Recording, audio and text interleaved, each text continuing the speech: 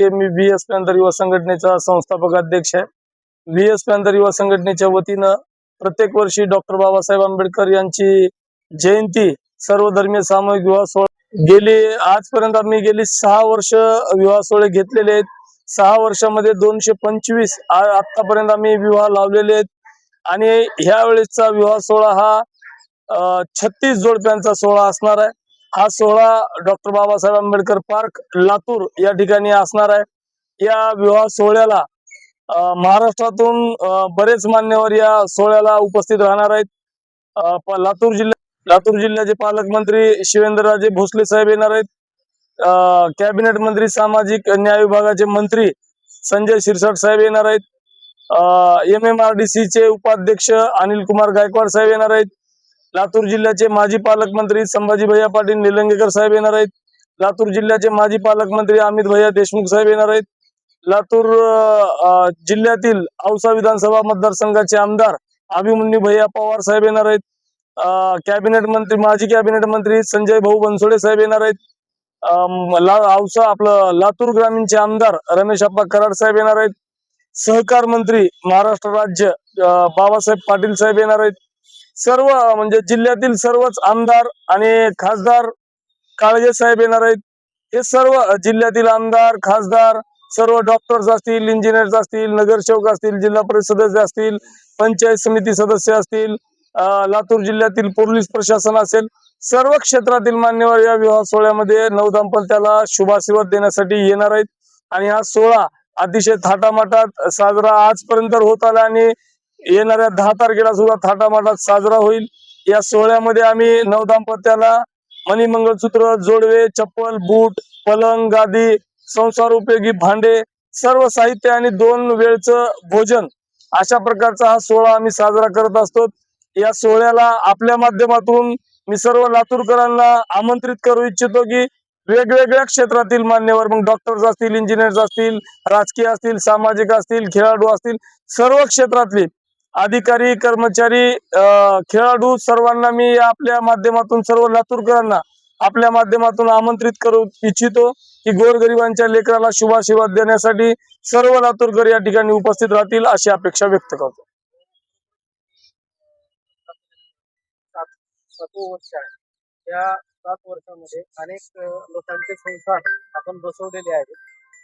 आता हा जो विवाह सोहळा आहे, त्या विवाह सोहळ्यामध्ये जातीचं धर्माचं काय त्याच्यामध्ये बंधन आहे?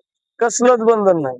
आम्ही काय आता या विवाह सोहळ्यामध्ये 2 असणार आहेत मुस्लिम, 13 हिंदू आहेत आणि 21 बौद्ध आहेत. असे एकूण 36 विवाह या विवाह सोहळ्यामध्ये विवाहबद्ध होणार आहेत.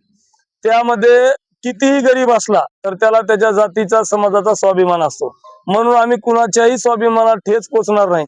अशा पद्धतीचं मुस्लिम असेल तर मुस्लिम धर्माच्या पद्धतीनंच लग्न लागलं जाईल, हिंदू असेल तर हिंदूच्या पद्धतीनंच लग्न लावलं जाईल आणि बौद्ध असेल तर बौद्धाच्या पद्धतीनंच लग्न लावलं जाईल. असं नाही की व्हीएस पॅंथर युवा संघटना लग्न करून दिले आणि कोणताही एकच विधी असेल आणि सगळ्याचे लग्न होतील, असं न करता सगळ्याच्या समाजाचा, सगळ्या धर्माचा आदर राखून, आदर ठेवून सर्व जाती धर्माचे वेगवेगळे विवाह या ठिकाणी लागणार आहेत. आता या पद्धतीने तुम्ही खटके म्हणले की व्हीएस पॅंथर नक्की बरोबर आहे. तर 14 एप्रिल झाल्यानंतर या संघटनेकडे एक आतुरतेनं पाहिलं जातं की बाबासाहेब आंबेडकरांच्या जयंतीनंतर सगळ्यात मोठा कार्यक्रम ह्या आंबेडकर पार्कला होतो. ही कल्पना आपल्याला कशी सुचली आणि कशा पद्धतीनं पहिल्यांदा आपण अंमलात आले? सगळ्यात प्रथम सांगू इच्छितो की आम्ही जयंती साजरी करायचं ठरवलं, थाटामाटात म्हणजे डॉल्बी डीजे लावून करायचं ठरवलं, पण परमिशन साठी अडचण येत होती, गुन्हे दाखल होतील असं प्रशासनाचं म्हणणं होतं की विनोद तुमचे काम चांगले तर तुम्ही चांगल्या पद्धतीनंच करा, चांगला कुठला एखादा असतो ते उपक्रम राबवा जेणेकरून लोकांनाही आवडेल आणि काही लोकांचं भलंही होईल. मग आम्ही सर्व संघटनेतील सर्वच पदाधिकारी, सचिन भाऊ मस्के असतील, संतोष भाऊ मांदळे असतील, रवी कुरील सर असतील, आनंद जाधव असतील, असद भाई असतील, किरण सर असतील, निलेश कांबळे, स्वप्नील कांबळे, सर्व प्रमुख पदाधिकारी आम्ही बसलो आणि बसून डिसाईड केलं की बाबा आपला हा खर्च, आम्ही कसल्याही प्रकारची वर्गणी मागत नाही, आम्ही कसल्याही प्रकारचा म्हणजे मानधन घेत नाही कुणाकडून. आमचं म्हणणं आहे की आपण सर्वजण मिळून काहीतरी 2 रुपये बाबासाहेबांनी म्हणलेले कमाईतला 5% हिस्सा आपण समाज कार्यासाठी खर्च केला पाहिजे. हाच उदात्त हेतू डोळ्यासमोर ठेवून आम्ही विवाह सोहळ्याचं नियोजन लावलं आणि विवाह सोहळा एकदम चांगल्या प्रकारे पहिला साजरा झाला.